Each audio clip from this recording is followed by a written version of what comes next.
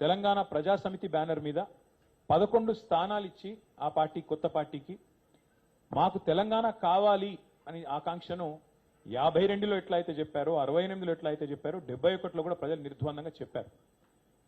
దేశ ప్రభుత్వానికి కేంద్రంలో ఉన్న ప్రభుత్వానికి చెప్పారు, అయ్యా మా తెలంగాణ మాకు ఇవ్వండి అని చెప్తే కూడా దాని కర్కశంగా ఉద్యమాన్ని అణచివేసింది కూడా ఆనాడు అప్పుడున్న కాంగ్రెస్ అధినాయకత్వం, కాంగ్రెస్ పార్టీనే.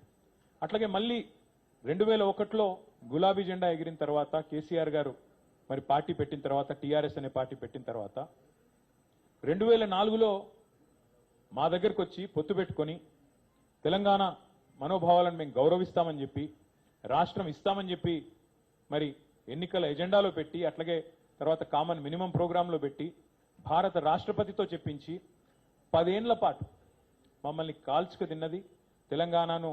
అల్టిమేట్ గా వందల వేల మంది పిల్లలు ప్రాణాలు కోల్పోవడానికి కారణం ఎవరైనా ఉన్నారంటే ఖచ్చితంగా తెలంగాణ కథలో నంబర్ 1 విలన్ కాంగ్రెస్ పార్టీ. అందులో ఎవరికి ఎలాంటి అనుమానం కూడా అవసరమే లేదు. కానీ వాస్తవం ఏమి? సరే, కాంగ్రెస్ 2004లో మాటిచ్చి 14 దాకా నెరవేర్చకపోయినా పోరాటాలు